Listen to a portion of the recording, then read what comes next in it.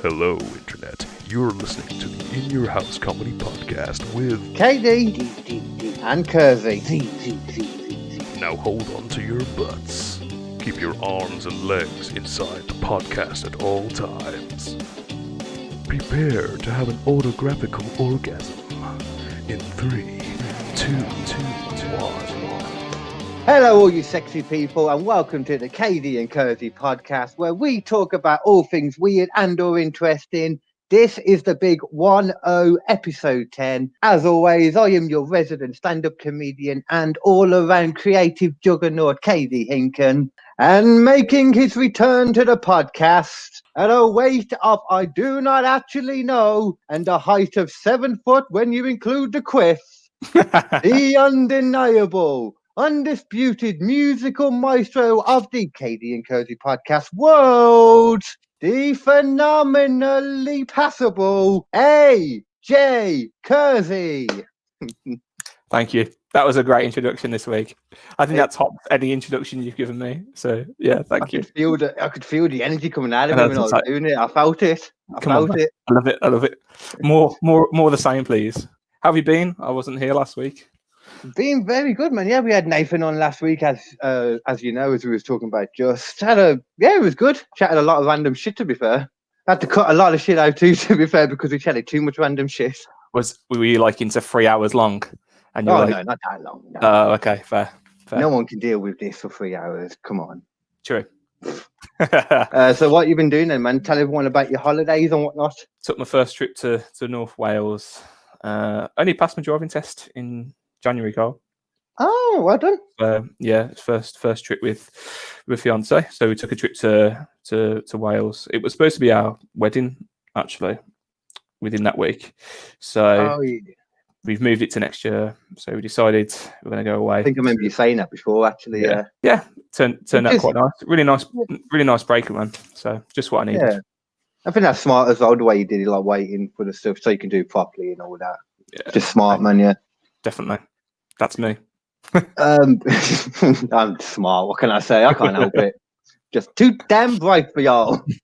But yeah, man, last week's in general was good. I mean, what did we cover? We did the Tic Tac UFO, which is crazy in my opinion, all that stuff. Like the fact that it's been declassified, did you hear the quote in that at the end of it, I think?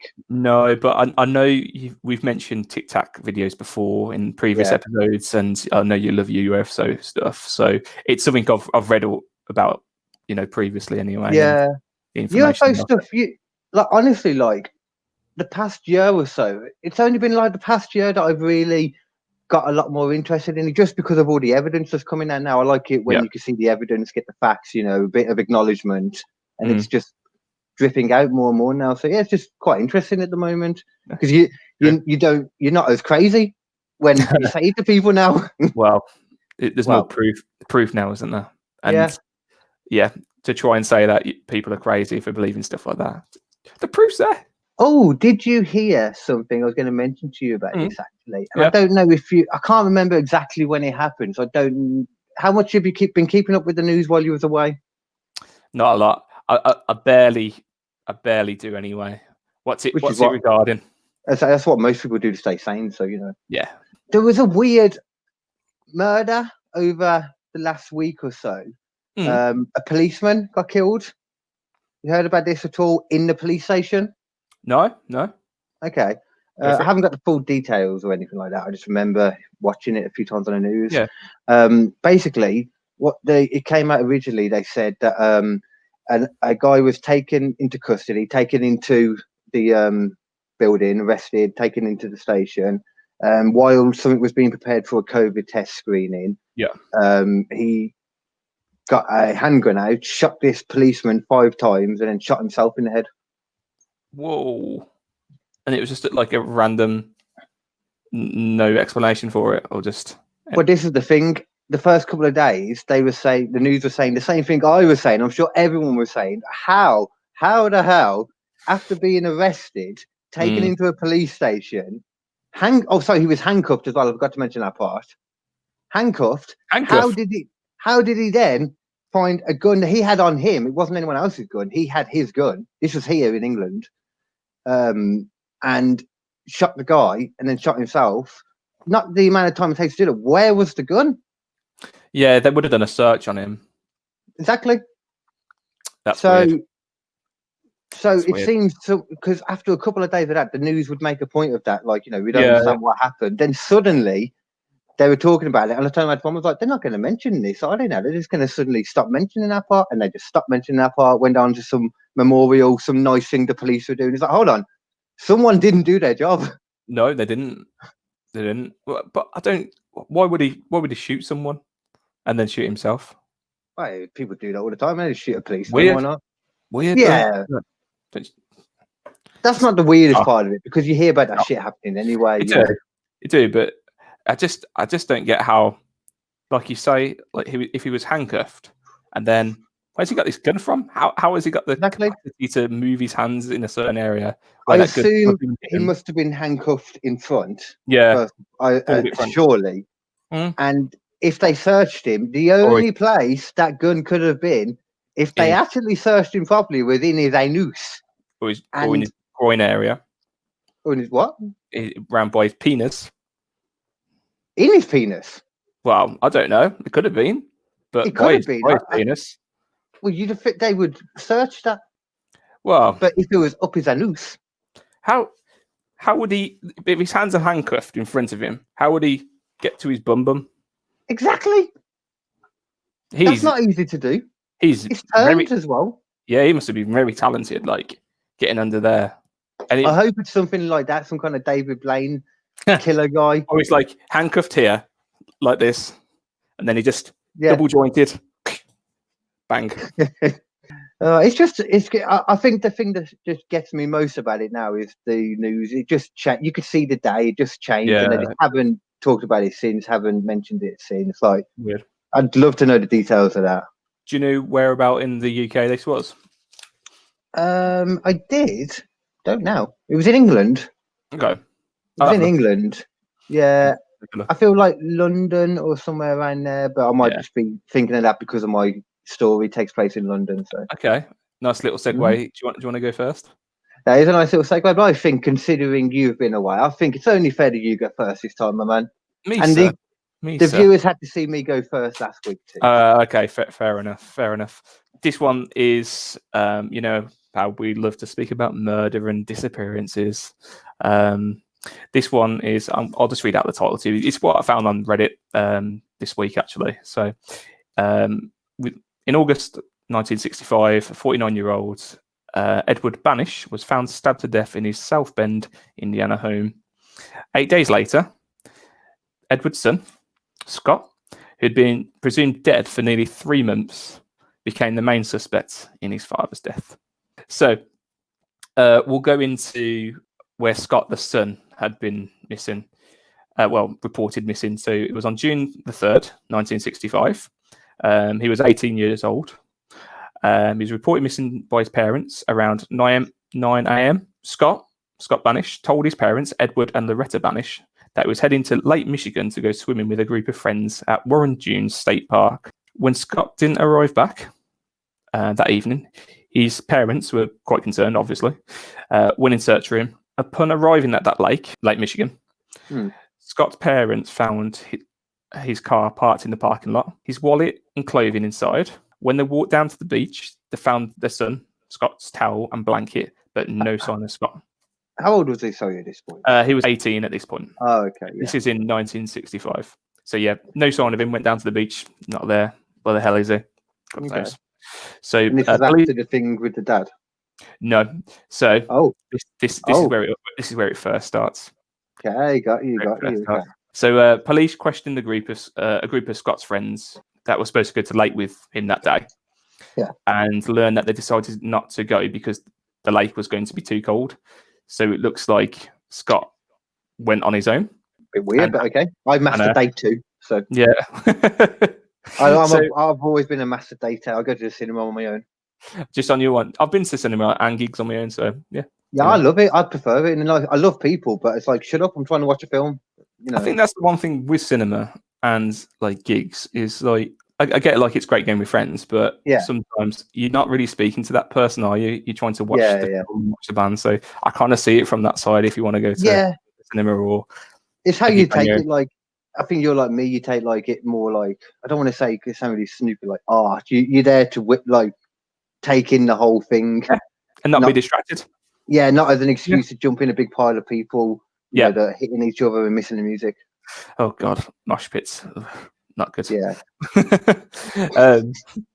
But we're back to the story. I've got some dreadful mosh pit stories I can tell you another time. I mean, you can tell me them now. I can cut this out and use it as a clip. That's fine.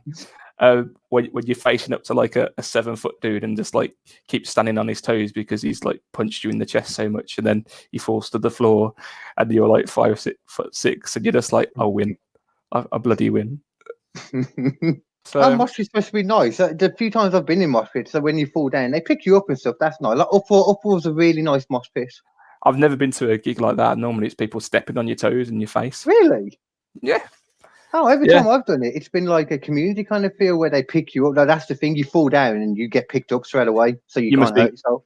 You must have been going to those posh mosh pits, as I call them. Well, it was Upwar, to be fair. And to be fair, most places I've seen them like that, and then I get annoyed when other people aren't like that. So maybe it's me that's not doing normal. Yeah, okay. I expect too much of people, Aaron. That's yes, all. You do. Yeah.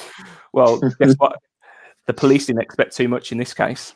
Oh, shit. They did a search and determined that Scott had actually drowned and was declared dead. That was it. Case closed. See you later. Oh. Boom. Great segue, by the way, just so you know. Thank you. That was I'm trying. I'm just trying. I'm taking your lead with this. We're both getting there, man. We're edging over. Go ahead then. So what? So they just didn't do anything. They just assumed he's dead. Yeah.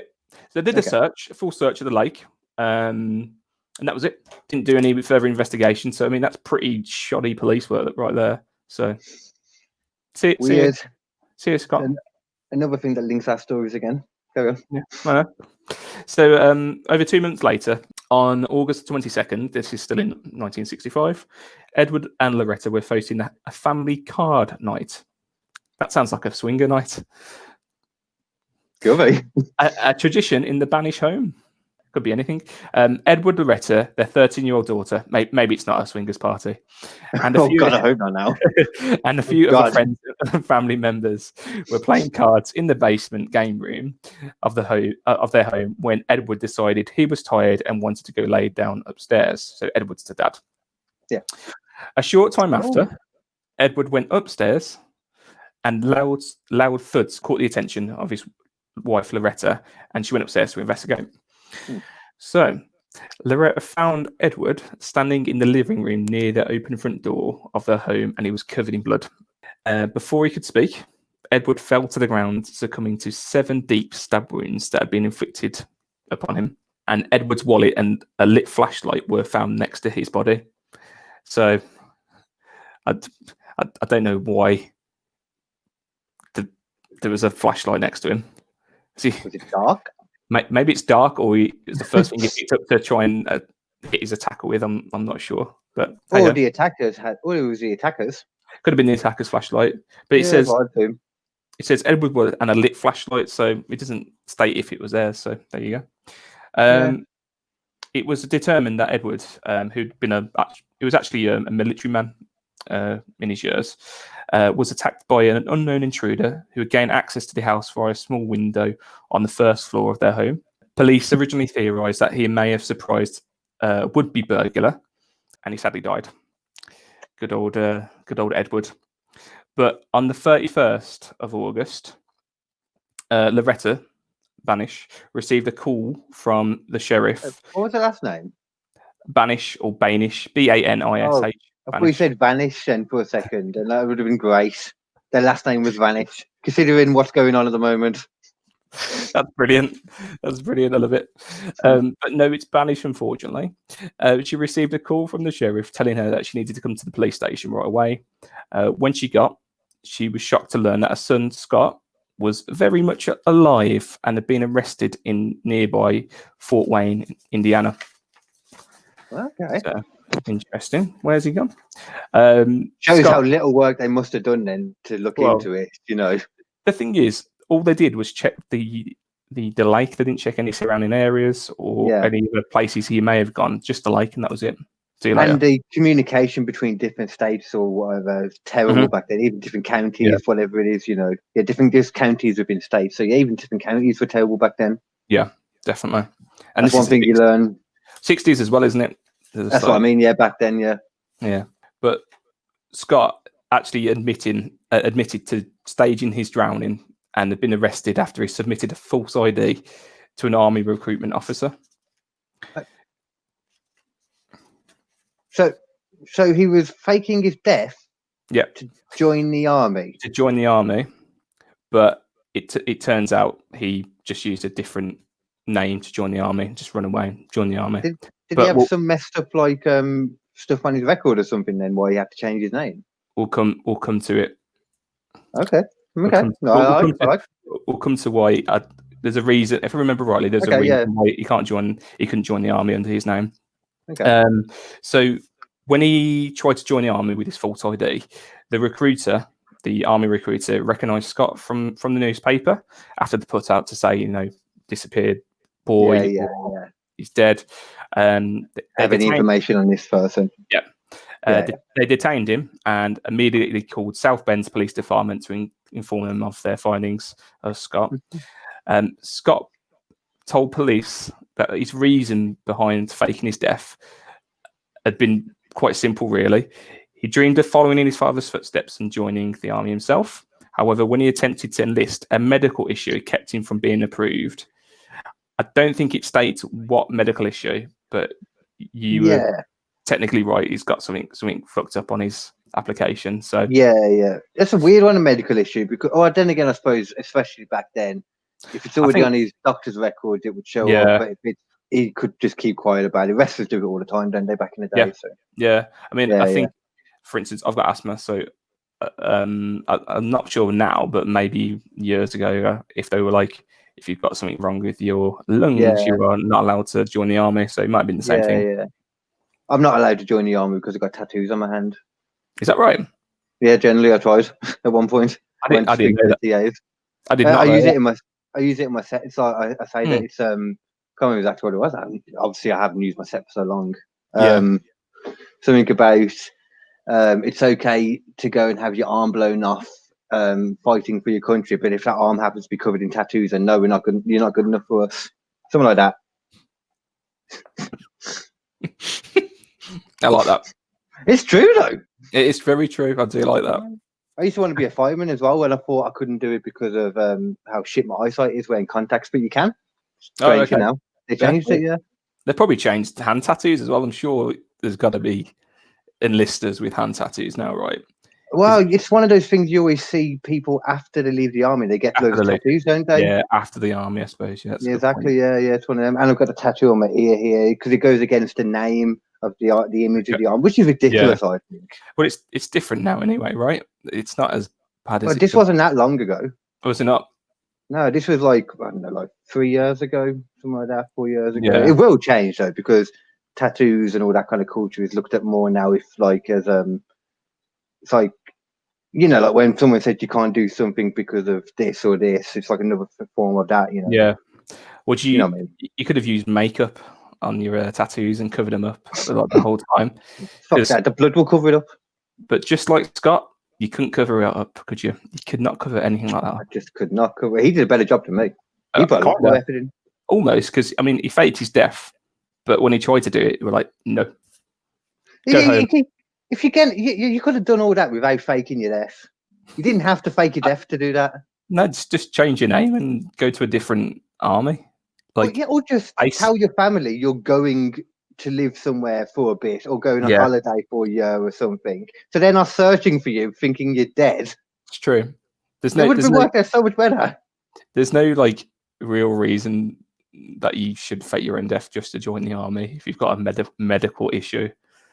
No, it makes no sense. Do what you have to do if that's what you want to do. Do what you have to do, but you don't need to do something that's going to bring the attention of the police and make it a lot harder for you. But it will just it just killed his dreams, I guess. And I mean, his dad's. Yeah, he can still do it. He can still do it. Just don't just leave out the faking death part and getting the police involved. Just go on holiday. Sorry. That's all right. but with stupid people annoy me. His dream, and also as I say, his father had been killed, and he actually had no idea that his father had been killed. Mm. So imagine coming back after that bit and being like, your father's dead, and you faked your own. What a week! Oh. I know, it's dreadful. What a week I've had, honey. I don't believe this, Mr. Mander. So I don't believe Mr. Scott. He told investigators for the last 2 months he'd actually been employed on a tuna fishing vessel out of Oregon. He said he used a fake name, Daniel McFarland, but he had to pay paycheck stubs in the name to prove it. Scott provided the stubs, but police were suspicious of his story. Yeah. Scott gave the police the name of the fishing vessel as well as the name that he was using, as well as the name of the captain, the captain's wife, and the boat's crew. So but the captain's wife there as well. That's weird for a boatsman. I know. Yeah. Bad luck. Maybe they were having a good week and he just wanted to join. Maybe it was one of those bring your wife to work days. Maybe he was just a smart human being and didn't believe in what's that word? Sexism. Well, that too. But like when sports people are they're very they think about certain things they do because they think it's going to give them bad luck. It begins with an S. Superstitious. Superstitious. That's my man. There you go. There you go. There you are. That's why you're the quiff. That's it. I don't know where I was going with that. So the police actually contacted the captain of that boat, and he confirmed that the boy meeting the description of Scott and using the false name of Daniel McFarland had been in fact an employee for him for the last 2 months. So he was there, yeah. Yeah, it matches up. He told investigators Scott worked as a deckhand, and on the night of Edward's murder, so his father's murder.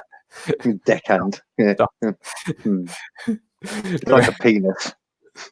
So on the night of his dad's murder, he'd been nearly 100 miles off the coast, so there's no way he could have. He's got an alibi. Basically. Okay. So they're trying to look at it says like Scott being the murderer. So, and I don't see how, because he was on a tuna boat, basically. So Scott was initially released after the phone call with the captain, but the local sheriff, William Locks, wasn't completely convinced of his innocence, and the following day brought Scott back into the station for questioning. He actually interrogated him for 12 hours and convincing him that he had enough evidence to pin his dad's murder on Scott, including finding human blood on Scott's pants, trousers. That was the same general type as his father. And that's God, yeah. This is back when they only had the blood type, which is stupid. It's such a huge margin. It's pointless to even, bring that up in court. It's not as good as it is now, but he's probably got the same blood as his dad. That's very true. It could have been his blood. He could have cut his thumb, exactly. his leg. You on a boat? Exactly. So this is where it's just like, why? See, I feel like I know where this is going now, though. Yeah.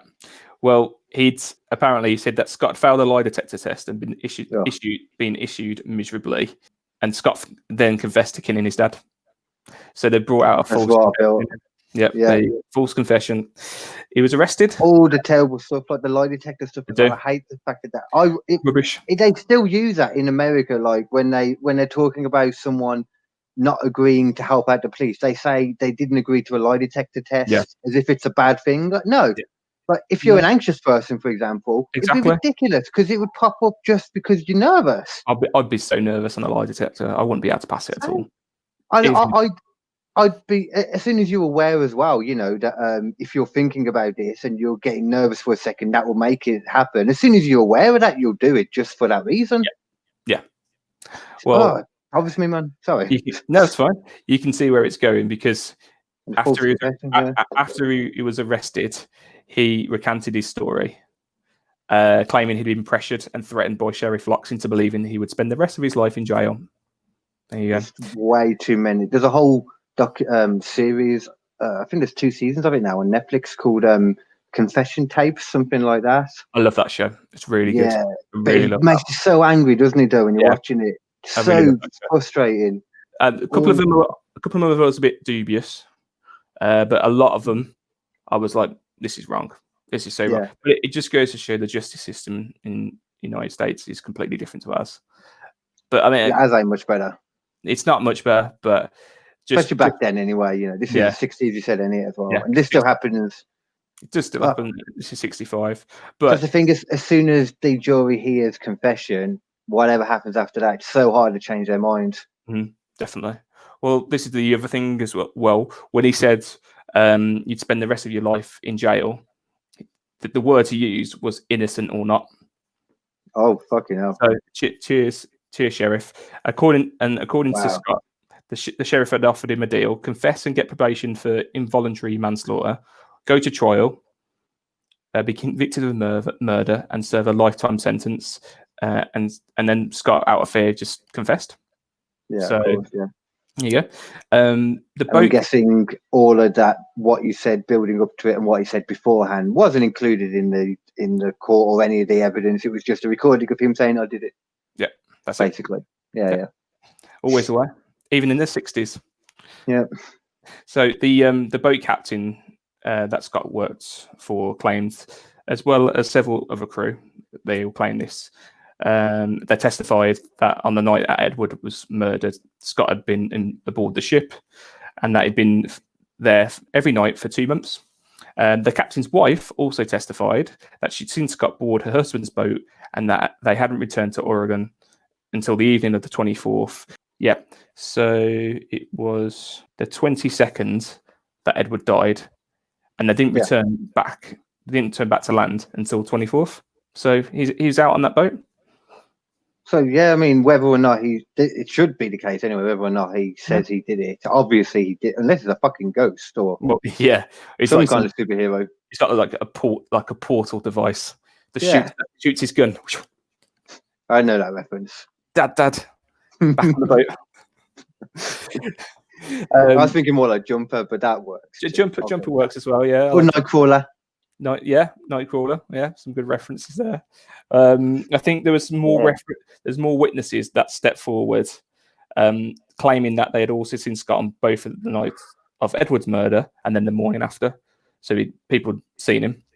Yeah, he wasn't there, basically. He was on a fucking boat. Yeah, I'm on a boat, mother. Yeah. Don't be bringing no dead he bitch into my float crib. That's not cool. Good stuff. That's amazing. They said that he had responded to assist in helping to repair a maintenance issue on the fishing boat that night. They provide a log of the maintenance that indeed matched the date of Edward's death. So he worked just doing maintenance on the boat and had a log of it, like who was performing that maintenance. So evidence, and then after an 8-day long hearing, including hearing the witness testimonies, Scott was released, which is great news. Oh, he got released? Yep. Sorry, I was just whacking my charger in. You're right. I thought you were fighting spiders or something then. It feels like it. It's really a mess, to be fair. It looks. I like the layout. It's always. That is the only bit, believe me, that's tidy, and you can't even see the box at the bottom. No, I can't. This. I can just see Batman and a base. And is that you in that photo? Yeah, that's me as you remember me. Mini Bates. Yeah. That's so weird. What year was that? 7? Yeah, that was year 7 back when I had my neck. Where are we? So yeah, after 8 days, 8 days of a hearing, including hearing the witness testimony, Scott was released, as we mentioned. The case was taken to a grand jury. However, they could not find any evidence supporting that Scott had killed his father, so they chose not to proceed any further. Scott tried to sue the sheriff, as well as 6 of his deputies, for $2 million, but he was unsuccessful, unfortunately, claiming false arrest, false imprisonment, and malicious prosecution. I mean, I'm surprised you couldn't argue that, just considering how much evidence he had on the contrary. Yeah, absolutely ridiculous. Like the amount of evidence and people coming forward. He had I don't know, at least 4 alibis of people saying he was on the boat doing maintenance. Do the original arrest and all that, just because it's a bit suspicious. Yeah, he killed himself too, so fair enough. Check him out properly, but obvious it wasn't him. Well, this is it. Like the one thing I don't get. Okay, his dad's dead, and what cause and motive would this be for Scott to bugger off and then come back and kill his dad? There's no motive, unless it was like for financial gain or something like that. But which doesn't make sense either. No. Or because there was stuff before we know though. You don't know what he could have been like. He could have been an abusive dad. Could have been an abusive dad. Closed doors. Yeah, and come back for revenge. So we don't know. He could have thought in his head, "Oh, I can't. You know what? I'm not going to be able to do the thing I want to do to follow in my dad's footsteps. But that won't be an issue if my dad's not here." Master plan. Yeah, it's very true. I didn't think about that.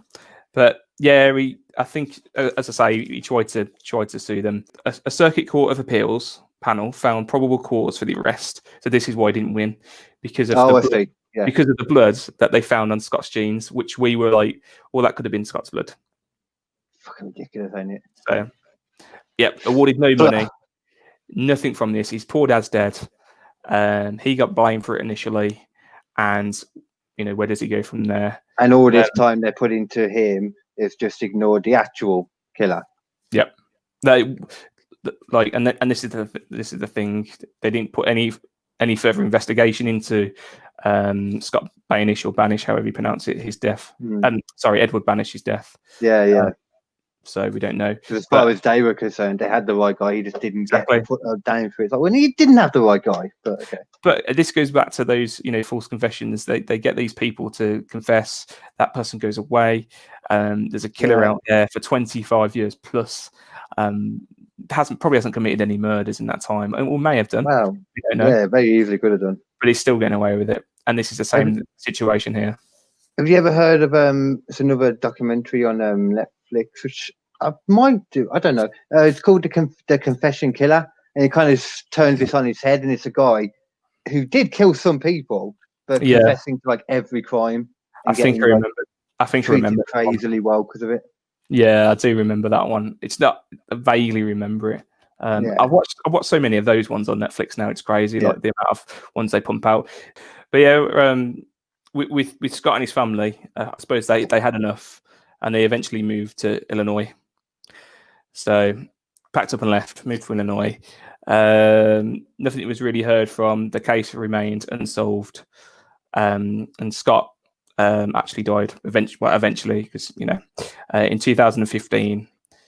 And his obituary in the DeKalb, Illinois newspaper stated that he worked at Northern Illinois University as an electrical foreman for over 20 years and was a DeKalb Public Library Board member. So it seems like he had a decent job. Yeah, he seemed went out to live a decent life, but so he went back to his normal life, did he? In the end, then eventually, yeah, I suppose after not, receiving. You go to jail, being arrested as him as well. It's already kind of out the bag by then, Yeah, not receiving any settlement for your false imprisonment while awaiting your trial. Your dad's dead. No one's gone in to look into this further. Seems like he moved. It's a great idea. He moved from that town to live with his family in a different town, and just live out his days as an electrician, basically. So yeah. I understand the concept of making mistakes in the police investigation. Of course, you'd be crazy not to understand that.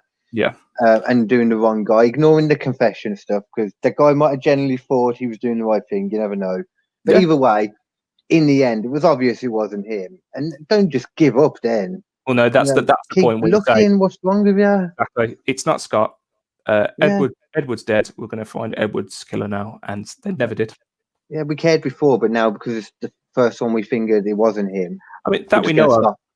I mean, this is, as I say, this is some information that I found off Reddit. I tried to do a little bit of back checking. There's a very limited information about it as it is. So, but as I say, I first found it on Reddit.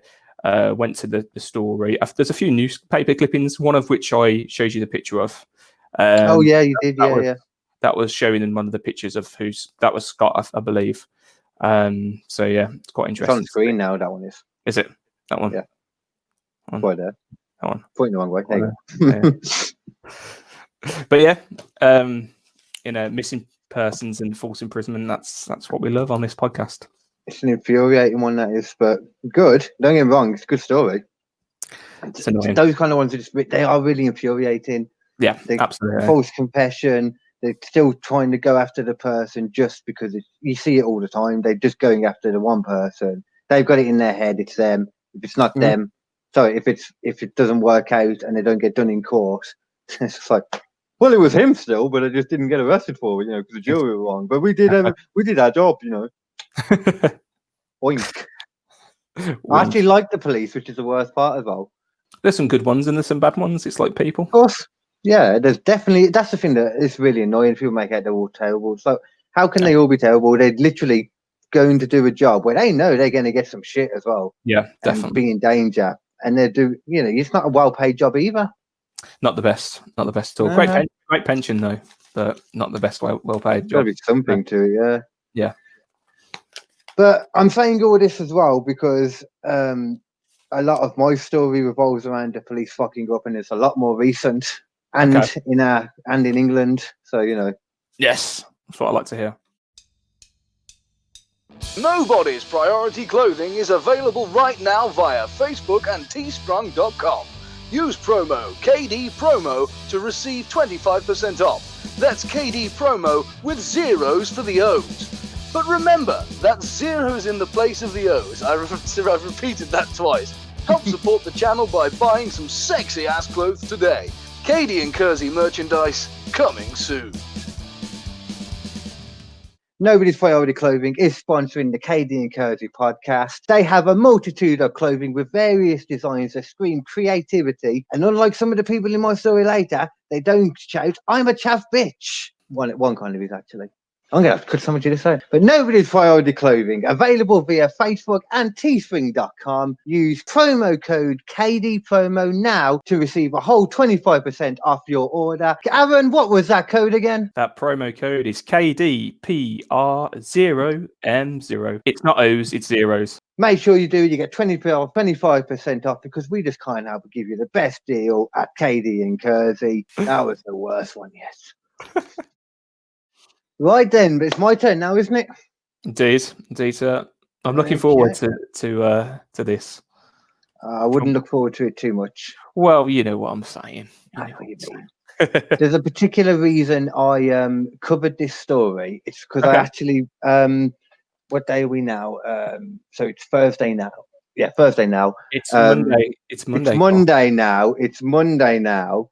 So last Monday and Tuesday, I believe it was, there was a 2-part drama special on ITV called Honor, and I watched this. Okay. Did you watch it? I did not. My mum has told me about okay, good. Weird. So this is based on that because I watched it, read into it, found out how much was real, how much of it was legit. So this is the story of the honor killing of Banaz Mahmood. And it's surprisingly not covered very much on YouTube. There's not that much about it at all. This is what I found strange. My mum was talking to me about it, and it's something I've never heard about before, but sounds like something I'd watch, and she'd watched it. Yeah, and it's quite recent as well, and it's all it's also involves Birmingham and South London, so our area. Cool. Yeah. So let's begin then. The family lived in the same area of South London as. Oh, sorry, I've gone. I don't know why I skipped the paragraph then. Start again. The Mahmoods were a strictly traditional Kurdish family from Qualadiza in Iraqi Kurdistan. Mahmood, a name so nice you said it twice, and his wife Baya had 6 children and sought asylum in the UK in 1995 when Banaz Mahmood was 10. The family lived in the same area of South London as Mahmood's 4 brothers, including Banaz's uncle, Ari Mahmood, who was Mahmood's younger brother, but was considered the head of the Mahmood family. You're going to hear Mahmood a lot in this. That hurt, that did. In 2002, Banaz's older sister, Bakal Mahmood, who was 2 years older than Banaz, fled the family home after she said she was being abused by her family and forced into a marriage she didn't want to take part in. So she left. Yep, fair. She spent some time in foster care and eventually lived in hiding, never leaving her house without wearing a full veil, as she later stated to the police that her father had threatened to kill her. So she wasn't, like they're a Muslim family, but she wasn't a practiced Muslim. She pretty much announced the faith for this. Yeah. Well, just not a full devout Muslim by the sounds of it. So she wasn't wearing a hijab for religious reasons, just purely to hide her identity from. Mahmoud's inability to control his older daughter's actions were viewed as a weakness in the Kurdish community, something he did not in any way want to repeat it again. So that was what happened in the past with Banaz's older sister. But now on to Banaz. At the age of 16, Banaz Mahmoud was also forced into an arranged marriage with a man from their homeland of Qualadiza. Banaz would describe him as being 10 years older, illiterate, and having an old-fashioned mindset akin to someone from, and I quote, 50 years ago, as she put it. She would actually come into contact many times with the police during her marriage, accusing her husband of rape and physical abuse on multiple occasions. Oh, okay. And that brings me on to the first video, because we have still, there's not, considering she has quite a few contacts with the police, there's very, I find it really strange, there's only one video of all of the interviews. Like, this is the only video footage of any of the interviews I could find. Yeah. Which is strange. I was just 17 there. And some of the times it was in the living room that he raped me, or in the bedroom. I was only 17, so I just let him do what he liked. Whenever he raped me, it was like I was his shoe and he would wear it just whenever he felt like it. And because he had kicked me so much, like, in the head, my lips were bleeding, my ears were bleeding. From then, I couldn't remember things so good, like when he kicked my head in, that really affected me. Like, now I've got loss of memory, I can't remember things, and most of the times when I'm cleaning my ears, it bleeds. Yeah, that's bad. How old is she? Do you know how old she is at that point? That was 2005, so I believe she would have been around, I think it was around 19, actually, looking at the timeline here. Yeah, it would have been 19, 20, because most of it happened during that time. So yeah, fair. But the worst part about that is the pleas were ignored by not only the police, but her own family as well. She was simply told that leaving her husband, by her family, she was told that leaving her husband would bring shame on their family. So obviously a lot of this is going to cover the archaic traditional views of a lot of religions, not just this. These are a Muslim family, but it's not just Muslims. A lot of the old, like Christianity, not so much now, but still very prevalent back in the day, even like 50 years ago, and in America too. Yeah, definitely. But obviously with Muslim Islam faith, it's the oldest religion as well. So there's loads of people. It's such a big religion too. There's loads of people that still look at this in the old archaic manner. That's the thing there, like Catholicism, that's like been adapting, like, the Pope keeps talking about, like, now he allows women in, he's okay with gay people, stuff like that, it's good, it's cool. But see, it is developing, but it's still like, there's not been that much like that in regards to the Muslim faith. Yeah, that's supposed to be the true word of God. So there's not much, but there's still, because it's so big, there's loads of different sects as well of Muslim, and they do call them just certain tribes as well, which will play into it in a moment too. But carrying on from there then, so they were all ignored. Despite this though, Banaz left her husband and returned to the family home in July 2005, and later divorced him. She managed to get a divorce from him and everything. Brilliant. Which surprisingly doesn't seem to be the main reason for what happens next. She would, however, then soon fall in love and start a relationship with a man called Ramet Soleimani. I believe he was an Iranian Kurdish, different tribe.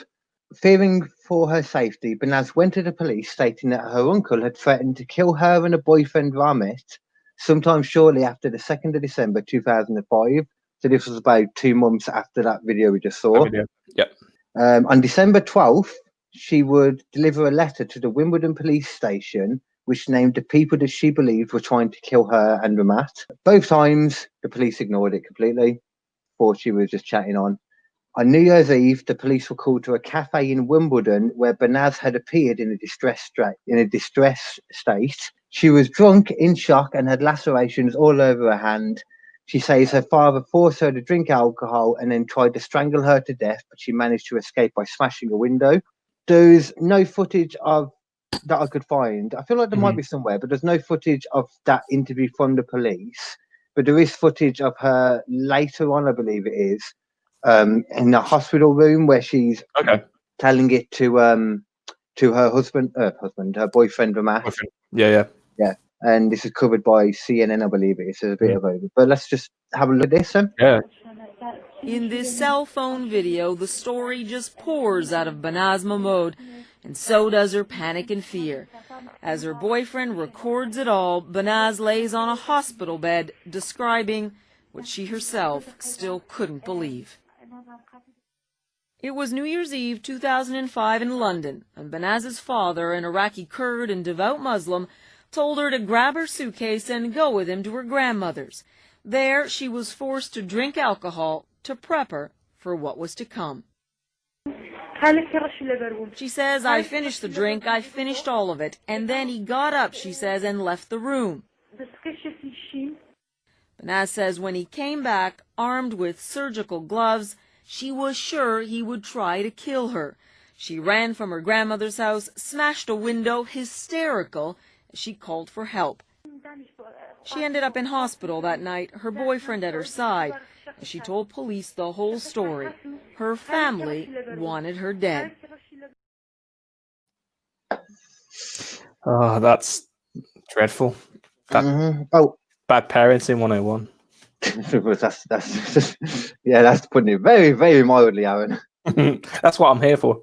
Okay, then. So, so after that, then, however, the policewoman that interviewed her did not believe Banaz and described her as manipulative and melodramatic, going so far as to recommend charges of criminal damage for the window she broke during her escape.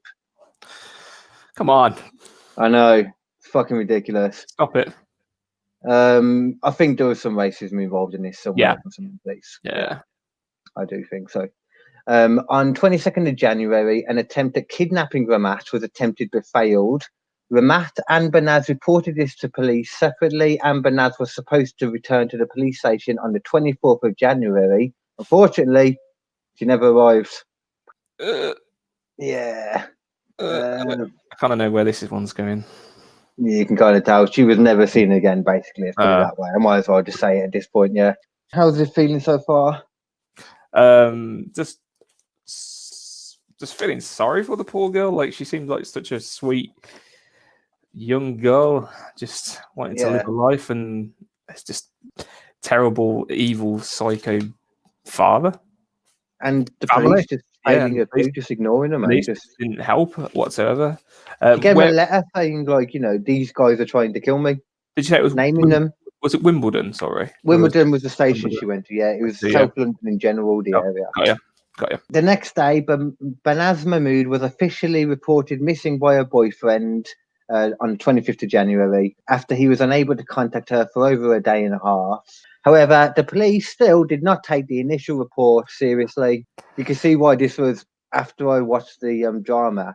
Yeah, and I was thinking this can't all be real, and then finding out how much of it was real, like, oh shit, man. Yeah, so I had to cover it. Right, really.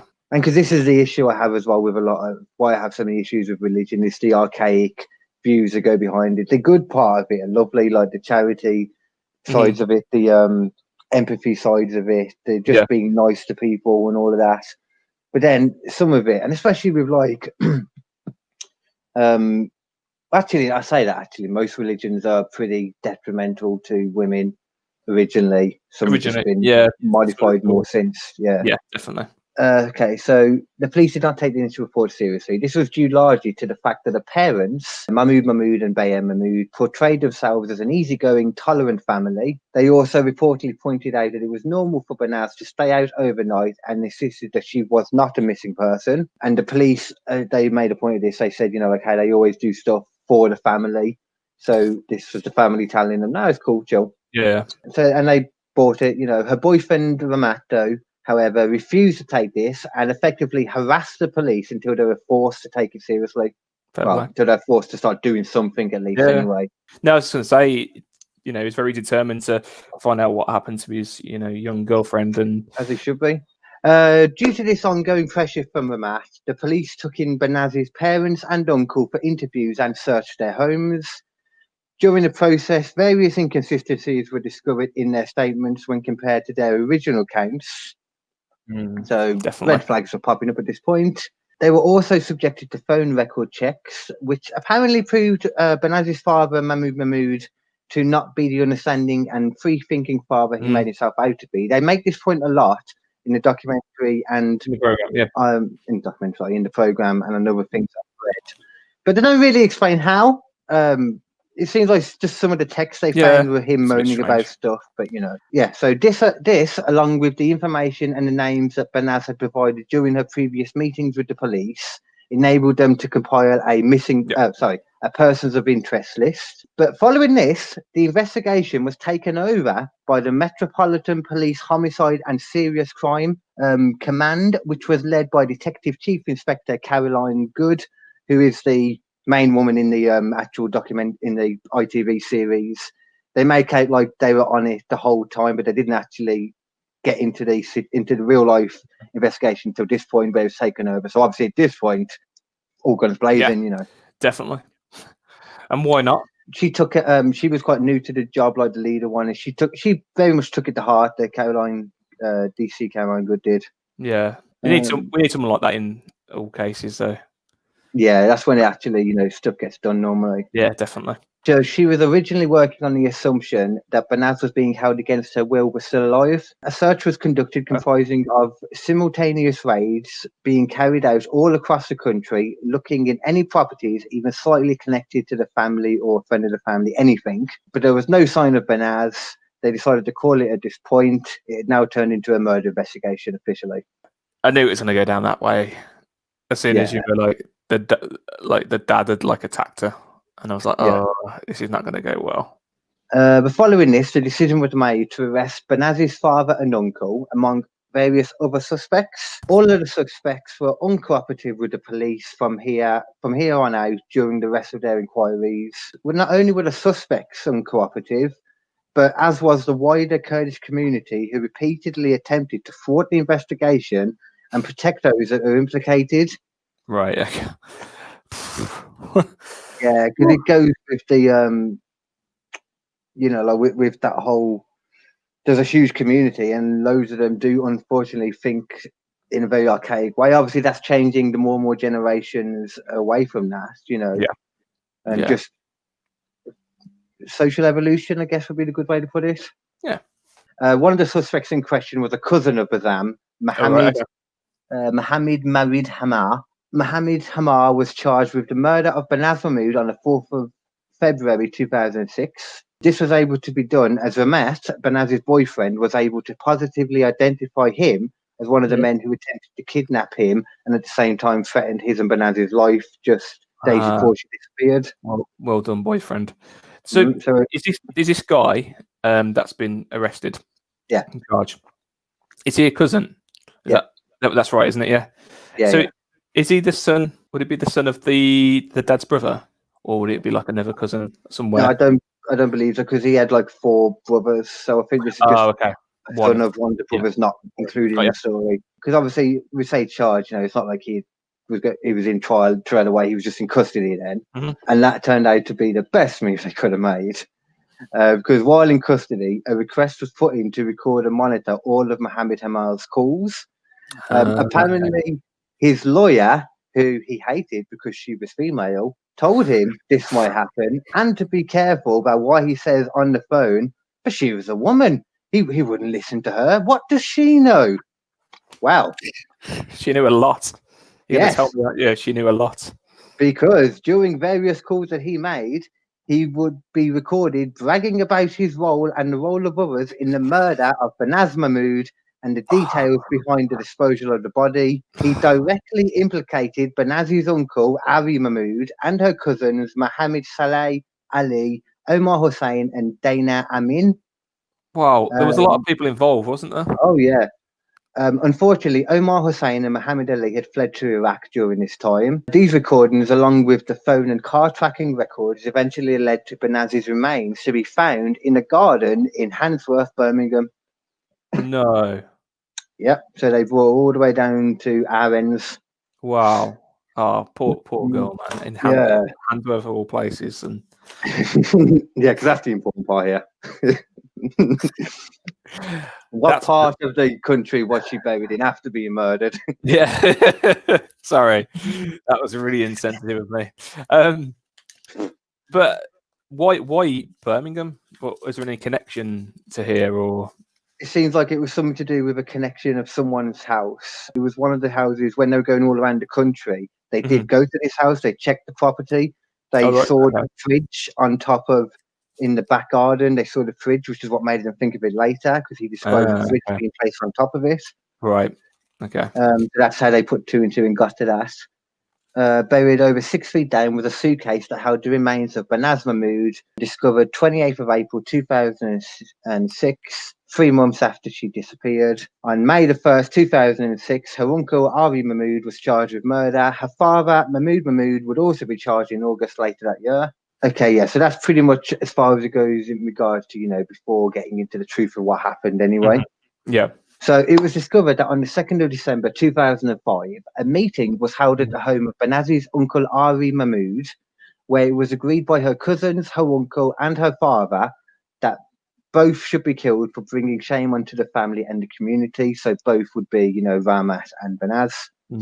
Due to the fact of the divorce and the resulting new relationship with someone belonging to a different Kurdish tribe.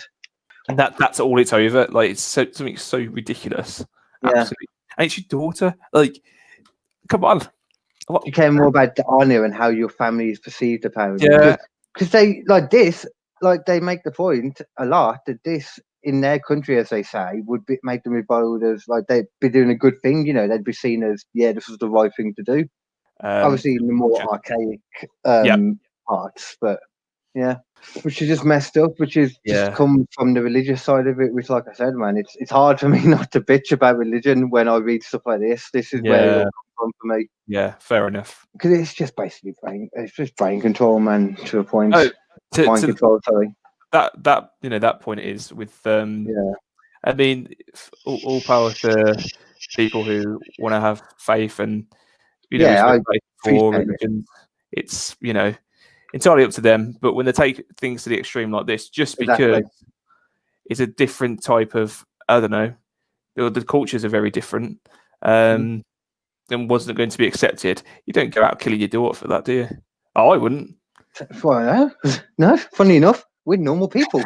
I mean, I suppose it would be the same though if the daughter turned out to be gay. That would have been the same situation, unfortunately. And if you got with like a woman and made a point of it as well, it's shame and all that. It's the honor of the family. It's just ridiculous, man. Yeah, so absolutely. It's a weird, it shows a different level of thinking in different parts of the world and stuff. Yeah, but like you said, not all religious people at all think like this. A lot of religious, all the religious people I've met, like the majority of them, have been the most lovely people ever. Yeah. Although they are all technically selfish, there is no such thing as a religious person doing a unselfish good deed, because everything they do is to get them into heaven. So nothing is unselfish. Yeah. Motherfuckers. Anyway, Ramat testified that against the Mahmouds, despite the threats from the Kurdish community, and was even taken into the witness protection program before the trial. He was taken in and after. Banaz's sister also testified in court against her family, but hid her face behind a screen in court in fear of retaliation by the Kurdish community. So she wore a hijab there as well to cover her up. And then once she got on thingy, she lifted the veil up. I guess also making the point, I'm not wearing this for religious reasons. I'm doing it because I'm trying to protect my identity. I've just got visions of Vince McMahon in my mind right now. The higher power. Yeah. It was me, Mahmood. It was me, Mahmood. It was me, Mahmood. It was me all along. I can't wait for the stuff to come out about Vince McMahon after he died. Yeah. That's when it all comes out, It's racist, homophobic, sexist, anything, Nazi. I mean, we know a lot of stuff. We know he's very abusive. It's probably the best way. Yeah. But there's more stuff, like, we know little bits about the Snooker murder that he covered up. Oh, and Scott Hall as well. Yeah, he killed someone, didn't he? Yep. and he still allows him into his company. And when he was younger, wasn't it? Yeah. Sid Vicious tried to kill Arn Anderson, I think it was, a few times. Really? I've never heard that. Never heard that.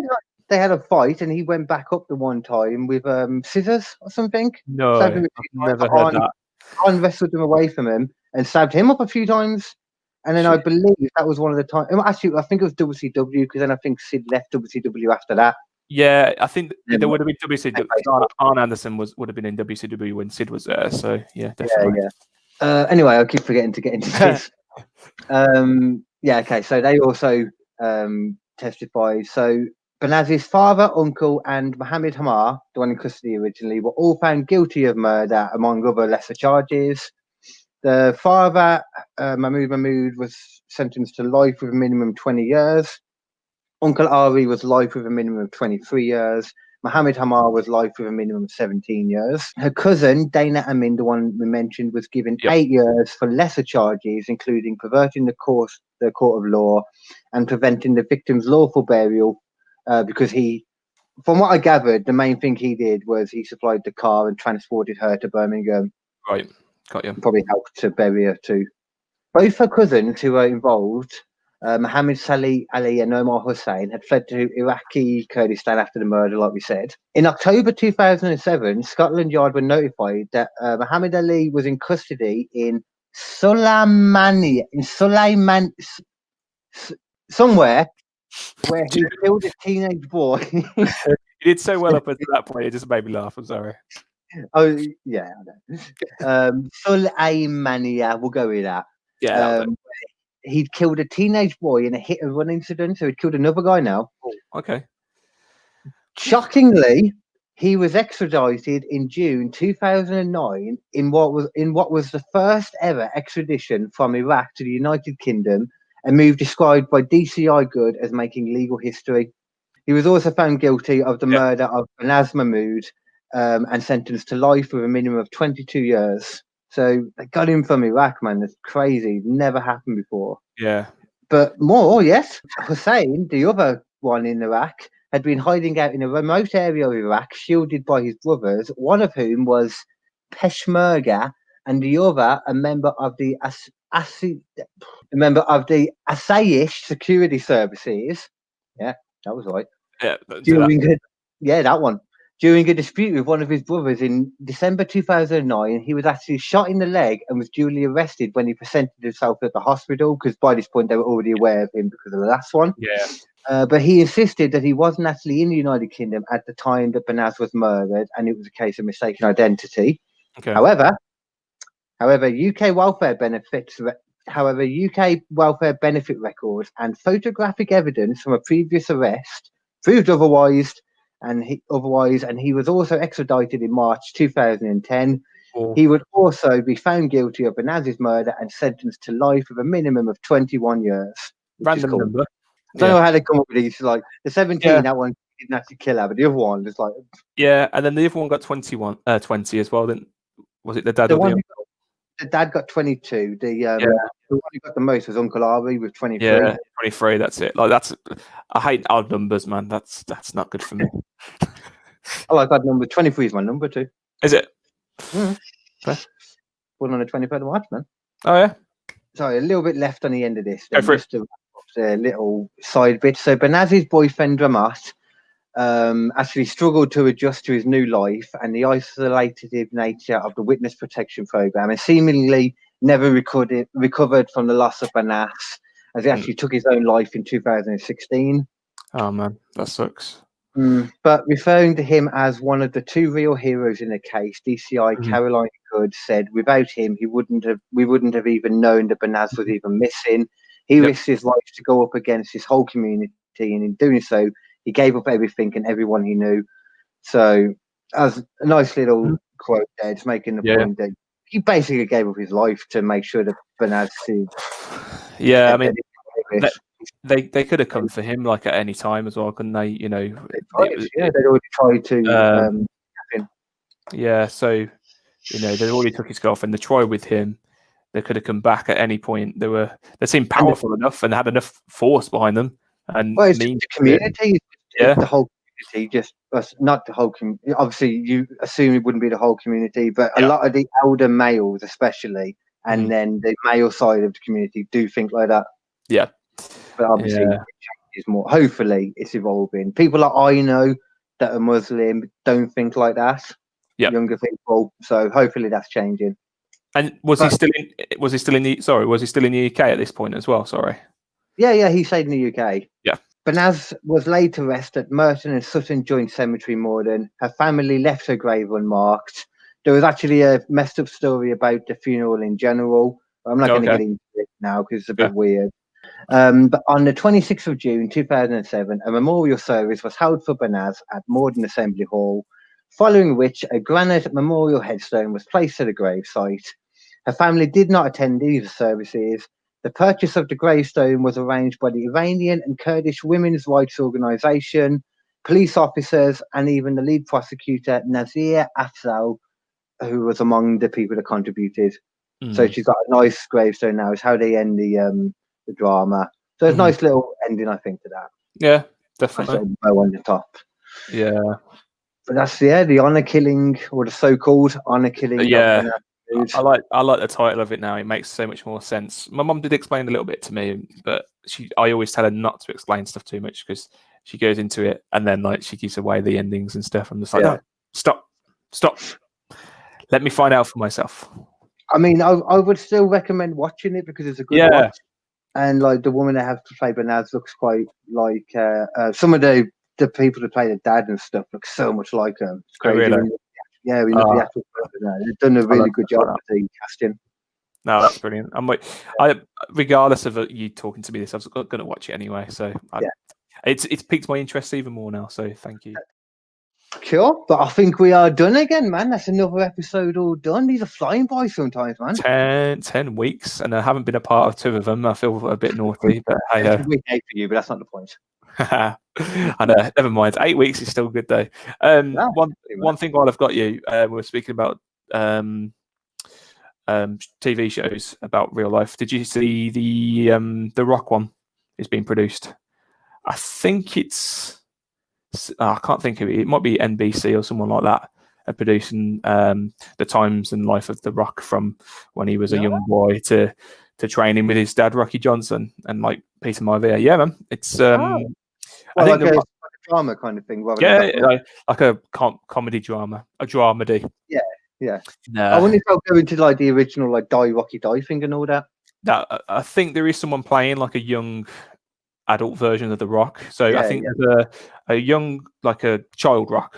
Obviously there would probably be a baby one, then a toddler or 5-year-old, whatever. You're hired.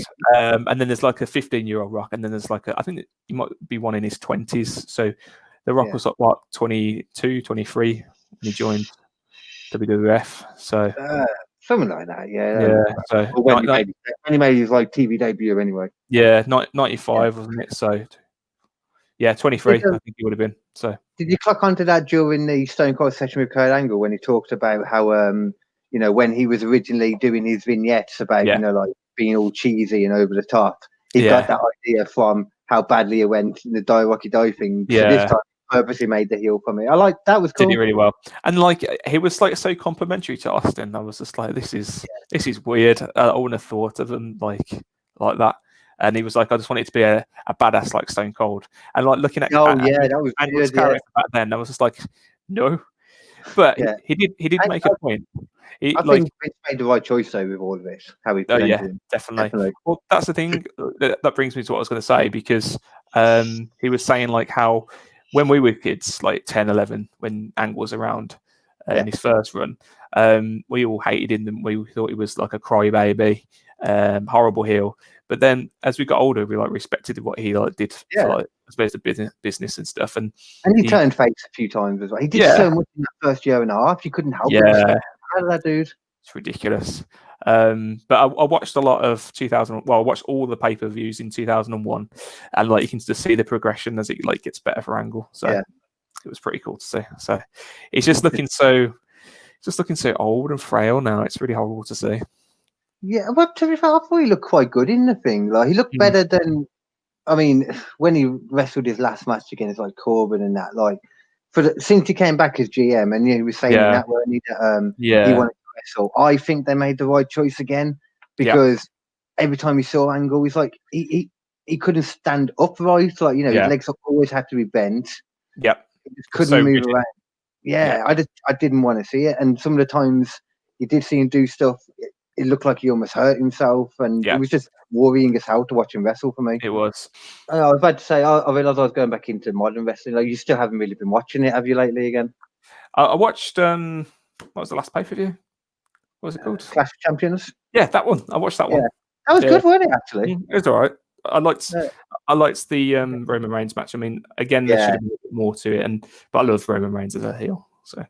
It went on a bit longer than I was expecting it to, but I think that had to do with the Street Profits having to call off their match because Finger getting injured.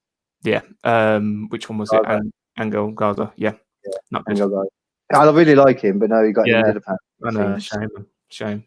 I completely missed that match, like, because it was as it was going on, I was doing something, and I was like, I'm going to watch it, but I've seen this over and over again, and it's not going to end yet. It was one of them who just suddenly heard it end, and I was like, wait, what?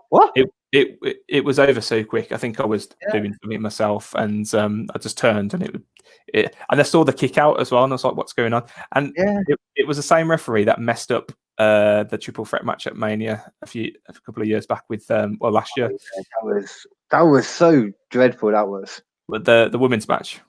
Yeah. Like, it could have been really good. Don't get me wrong, it was good, sorry, but the whole I can't remember that well whether it was good the whole way through, but the ending fell apart, man. Yeah, the ending was like a backslide, wasn't it? And it and she had a shoulder up. Yeah, that's it.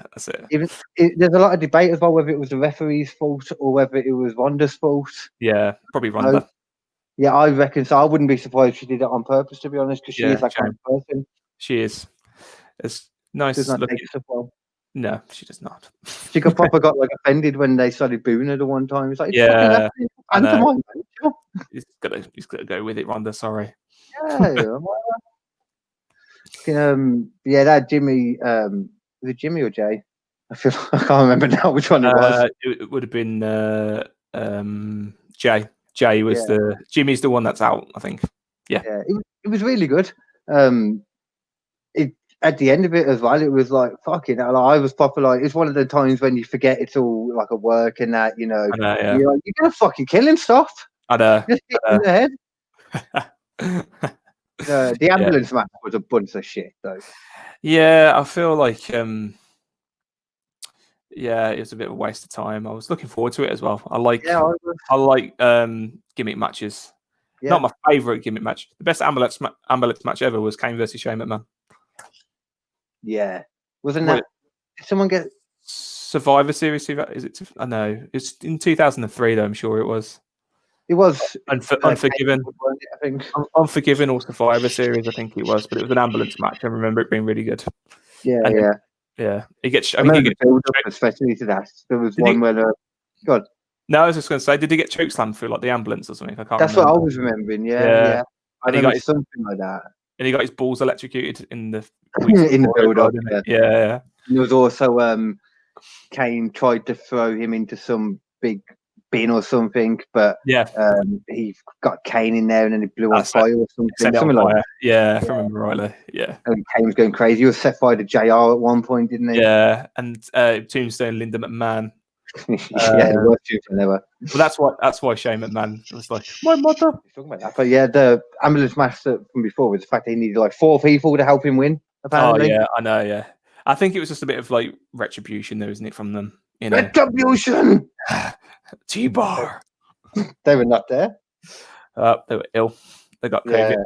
Yeah, or been close to someone that got it. That's actually what it is. Apparently, they'd come in contact. That's right.